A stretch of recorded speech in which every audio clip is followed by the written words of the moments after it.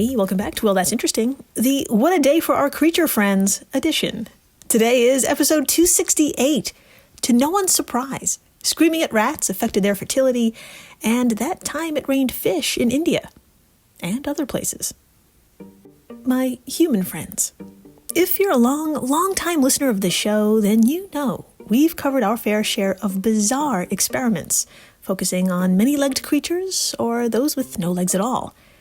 For example, what feels like several lifetimes ago, back in July of 2021, we dove into an oddly pleasant graphic created by the U.S. Geological Survey to help explain the many pathways pharmaceutical products take to end up in rivers, with two of those ways being good old-fashioned human excretion and drugs being flushed down the toilet.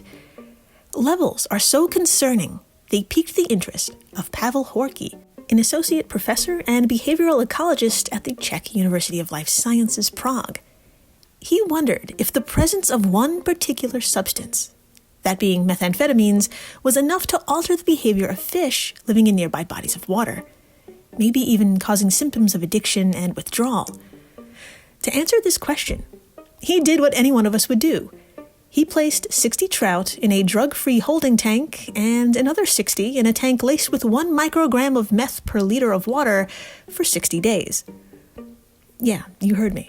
5 dozen trout were on a bender for 2 months. When the party was over, our good-time fish friends were removed from the meth tank and placed in an ordinary tank, upon which they barely moved.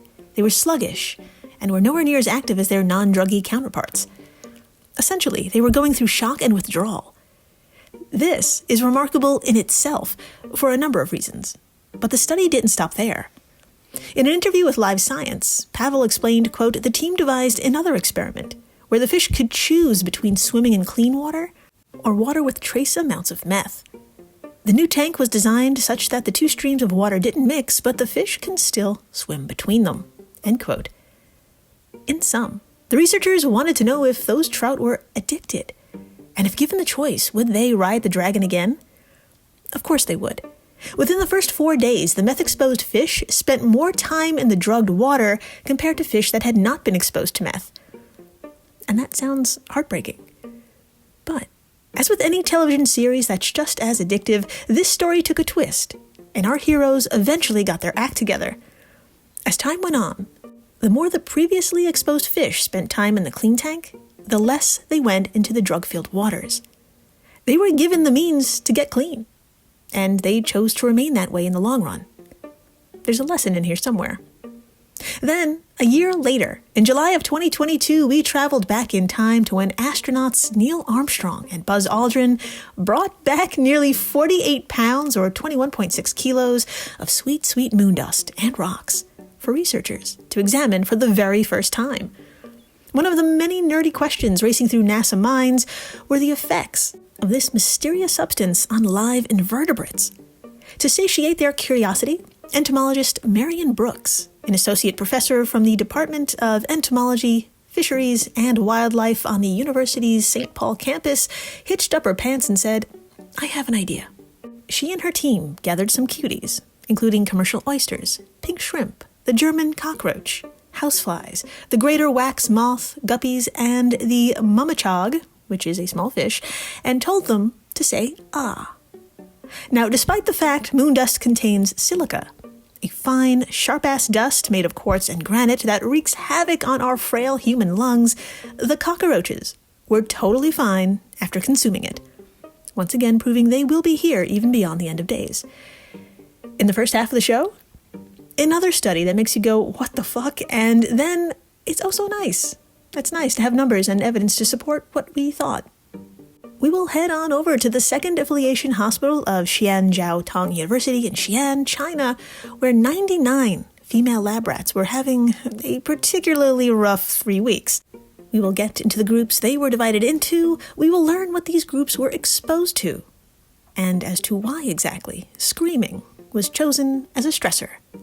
We will dive deep into these rats' reproductive organs, and we will look upon the unbelievable consequences of what 21 days of stress can do to their body, and what we can take away from this. Then after the break, I have good news. It can't actually rain cats and dogs, which is an old saying whose origins are murky at best. I couldn't help but find out how this became a popular saying, and boy howdy, I'm glad I gave it a Google. The multitude of possible explanations includes this fucked up one from Victorian-era England. It's possible, in the 17th century, poor drainage meant that heavy rains would flood the streets, leaving behind four-legged victims to be found later. Another less traumatizing theory traces back to the obsolete English word catadoop, meaning waterfall. It's possible the phrase raining catadoop eventually morphed into cats and dogs, leading to the new phrase raining cats and dogs. Anyway, we don't have to worry about their physical safety. On the rare occasion it happens, yes, it can rain different animals. We will swim through one of the more recent events where fish fell from the sky and clutch our pearls over the number of times fish, toads, even spiders get yeeted. We will also look at the weather phenomenon that may cause this wild ride. It happens. A lot. There are so many documented cases. In the meantime, hi, I'm Jill Chacha, and if this is your first time listening, welcome to the flock, my waterlogged business goose. To begin, I'm going to need you to grab your passport and your finest travel pillow because I just booked us flights to Xi'an City. And although it'll take about a day or so to get here thanks to all the connections, it'll be worth it. Trust me. But for my fellow geographically challenged Americans who may be skeptical and like, Xi'an, what are you even talking about?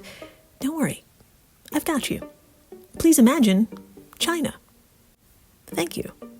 Point to the very center and move your finger a smidge to the right. Here is Xi'an, a city that's kind of a big deal when it comes to history, archaeology, and even fashion. In fact, the term kind of a big deal is an understatement. A 6,500-year-old Neolithic village was discovered here that eventually became the cultural and political center of China in the 11th century BC, with the founding of the Zhou dynasty, which ruled for a mere 789 years, from 1046 BC up until 256 BC.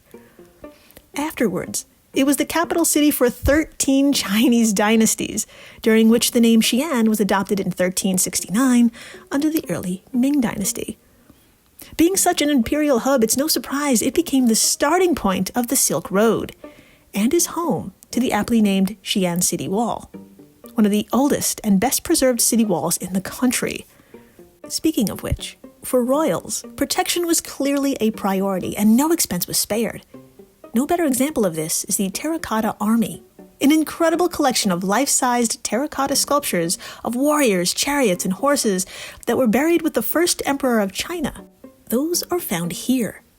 I don't even have to share a picture of this over at our socials because I bet you know what I'm talking about. This army is so famous it's considered one of the 8 wonders of the world.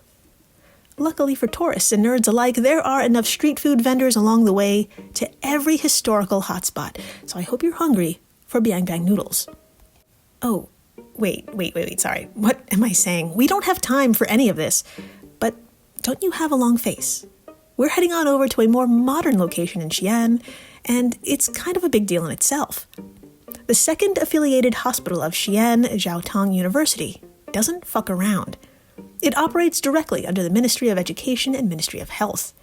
And as reported by wellness.com, it contains 2,200 beds, accommodates more than 70,000 patients of various types each year, and has more than 1.5 million outpatient and emergency treatments annually, thanks to the hospital's 3,600 faculty members who specialize in 48 clinical, medical, technical departments. Woo! But may I add, thanks in part to the large number of adorable lab rats, specifically Sprague Dolly lab rats. Yes, my equally adorable friends, I certainly hope there is a small statue out there somewhere in our world in tribute to these little floofballs, because without them, us humans would be dying in droves. Countless long medical stories short, these white rats with pink eyes and paws are the go-to animal model for research in psychology and biomedical science. They have saved generations, as human diseases like diabetes, obesity, cancer, and neurological disorders have become more understood and treated.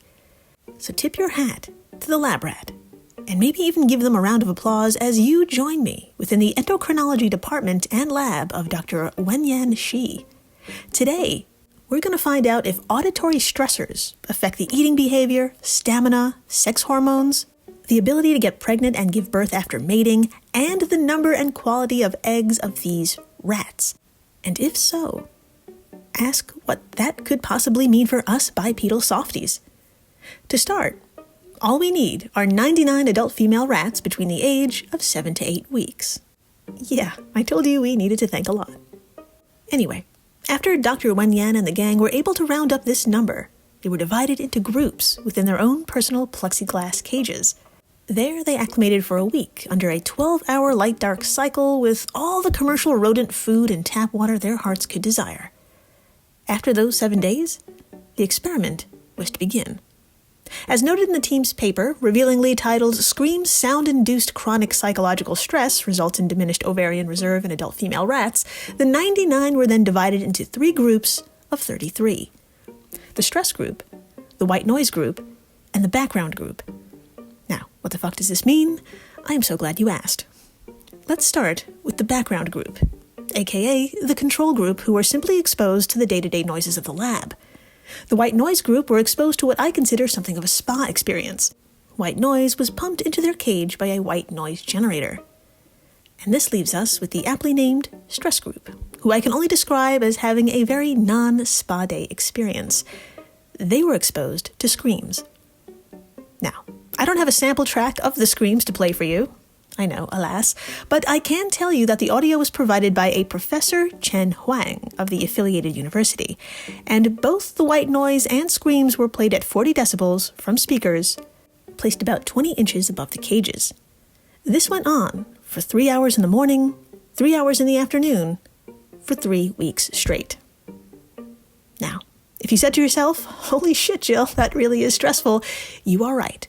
That's exactly why screams were chosen, and the team did admit this portion of the experiment was unconventional. Here's what I mean. And I'm going to try and say this with the straightest face possible. And if I do, I want a round of applause. Okay, here we go. Traditional stressors, such as white noise, novel odors, or the presence of a foreign object in the rat's cage, are choices available under what's called the Chronic Unpredictable Mild Stress Model, or CUMS for short. My God, I did it. I deserve that round of applause, please. Thank you. Thank you very much. Thank you in the back. Yes, the CUMS manual, if you will, was not considered stressful enough for this experiment, so the team whipped up this novel screaming approach. So, does being exposed to screams for 6 hours a day for 21 days impact health? No shit it does, but no one was expecting these kinds of results. Let's start with what the team called a sucrose preference test, which measured how these sounds affected intake of water laced with sweet sucrose, a rat favorite, and their diet overall. In each cage, a bottle containing 1.5% sucrose solution was added alongside regular water, and levels were measured every day until the end of the experiment. The team also performed an FST, or a forced swimming test, which sounds awful, I know, but good news. Rats are excellent swimmers. And even if they're like, fuck off, and choose not to swim, their tubey bodies just float. Now, in this particular FST, rats were placed in a tank filled with 20 inches of water for 6 minutes.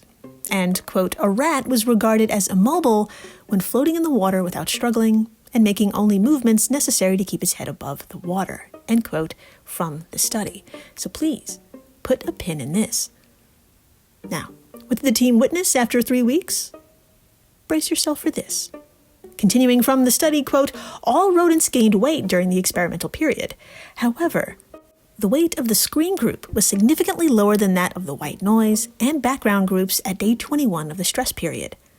Animals exposed to the scream sound for 21 consecutive days also experienced a significant decrease in sucrose preference compared to the background noise animals. FST was performed after stress exposure for 21 days, and the results showed that the stress-exposed group displayed a longer immobility time compared with the white noise and background groups. These results suggested the onset of a terrified, sound-induced depression-like phenotype or characteristic. End quote. Yeah. You expect it to be bad, but damn, not that bad. Depression. Rats exposed to screams didn't even partake in one of their favorite treats and were perhaps too physically tired or too depressed to swim. As for the rest of the results, it gets even more shocking. On days 7, 14, and 21, blood samples were taken from randomly selected rats of each group, and ovaries were removed at 3 weeks after exposure. Now, you braced yourself before. Please do it once more. Levels of cortisol, aka the body's primary stress hormone produced by the adrenal glands, crucial for regulating metabolism, blood pressure, inflammation, and the fight or flight response, were significantly increased in the stress group compared with those in the white noise and background groups at day 14 and 21. Estrogen, important for growth and reproductive development, and anti-mullerian, a hormone made by the ovaries and helps form reproductive organs, both significantly decreased during the experiment for, you guessed it, the stress group. And finally, quote, the number of primordial and preantral follicles were decreased and atretic follicles were increased in the stress group compared to the white noise and background groups. White noise had no effect on the number of follicles. End quote. Well, boy howdy, that is just a fancy way of saying, hey girl, the rats that were yelled at, well, their eggs, the number of their eggs at their initial stage of maturity and their secondary stage of growth were totally stunted. Oh, and atretic follicles are ovarian follicles that stop developing and degenerate even before they could become full-ass eggs ready for ovulation. They had more of those. So yeah, in sum, in merely 21 days, the stress group had fewer eggs available for fertilization. You can imagine how this decreased their litter size, but let's look at the numbers anyway. They are something. After the first round of breeding, which took place on day 22, on average, females from the background and white noise groups had 13 pups. The stressed group had 9. 10 weeks later, I'll say that again, 10 weeks later, this trend continued with the background and white noise group popping out 12 and 11 pups. But the stress group had only 8. As so simply but profoundly stated by Dr. Wen Yan in an interview with endocrine.org, quote, we found that female rats exposed to the scream sound had a diminished ovarian reserve and decreased fertility, end quote. Yeah, I'd say it's clear as day. So what does this mean for us humans? Well, this study just might provide valuable insights into just how impactful stressors can be on the body, even raised voices. Once again, thank you for your service, dear lab rats. Sometimes we need to hear the truth, calmly. After the break, we are leaving China for India and rats for fish and frogs, toads, spiders, worms, snakes, jellyfish, starfish. But I'm getting ahead of myself. Bring an umbrella and watch your step. Next. Stay tuned.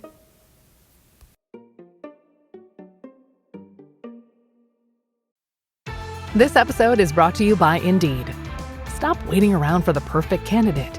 Instead, use Indeed sponsored jobs to find the right people with the right skills fast. It's a simple way to make sure your listing is the first candidates see. According to Indeed data, sponsored jobs have 4 times more applicants than non-sponsored jobs. So go build your dream team today with Indeed.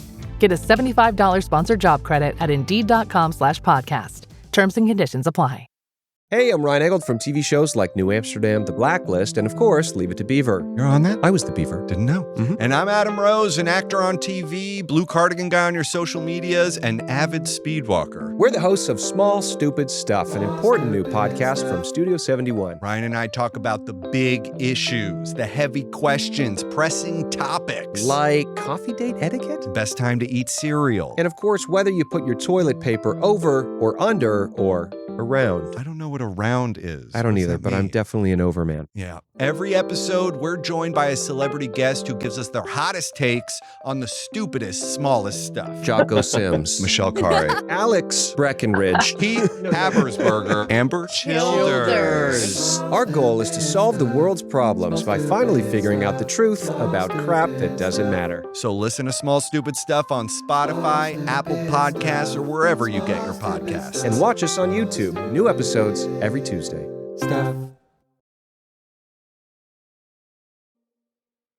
And we're back. We are so back.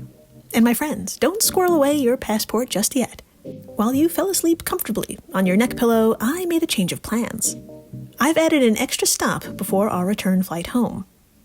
I hope you've got a pair of rubber boots in that luggage because we're about to drop from the sky ourselves into a not-so-little town of about 1 million people, a town called Jagityala. And for my fellow geographically challenged Americans who are already jet-lagged, irritable, and like, what are you talking about? Where now? Again, this will be worth it. And I've got you. Please imagine India. Thank you. Point to the center and move your finger down a smidge and to the right. Here is one of India's 28 states, Telangana. And in the north, we'll find the district of Jagityala. Now, before we dive in, let's have ourselves a few fun facts about Telangana. 1. On paper, it's India's youngest state and was formed in 2014. But throughout antiquity and the Middle Ages, the Telangana region was part of 10 Indian empires, whose names I'm not even going to try to pronounce. During the 17th to 19th centuries, the region was ruled by the Mughals and Nizam of Hyderabad. But in 1823, the Nizams ceded their territory to British India. Number 2. Following a little thing called Indian independence in 1947, the then called Hyderabad state joined the Union of India in 1948. But the revolution continued on a local scale.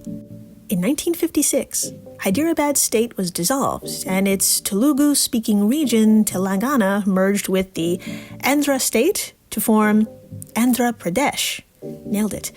The people, though, weren't having it. They wanted their own state.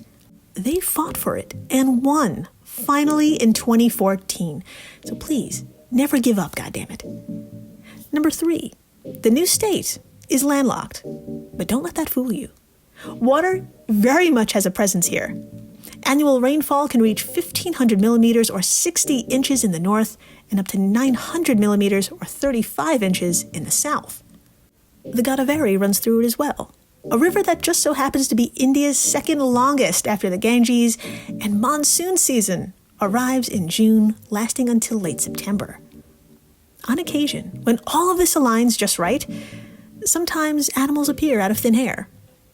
Let's get into it. Quote, amid heavy rainfall in Telangana, the people of Jagityala witnessed something unique. People of Srinagar in Jagityala woke up to a surprise on both Friday and Saturday as they found fish rain from the sky.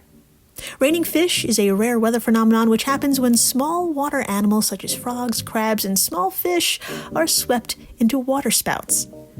Meanwhile, the Central Water Commission issued an advisory to Bhadradi Kothraduam,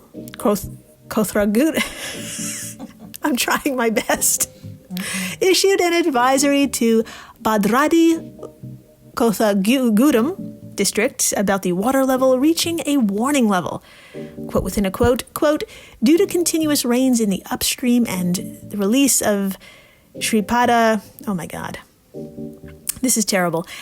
Due to continuous rains in the upstream and release of Shripada Yelampali projects and Lakshmi Barrage, thank you, the water level may reach first warning level of 43 feet by tonight.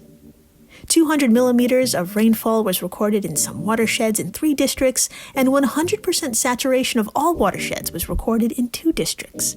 End quote. From the July 22 article, Jagityala witnesses rain of animals phenomenon amid heavy rainfall, over at news.abplive.com. I need a nap. Oh God, my soaked business goose. That's 200 millimeters out of the 1,500 they get every year in 2 days.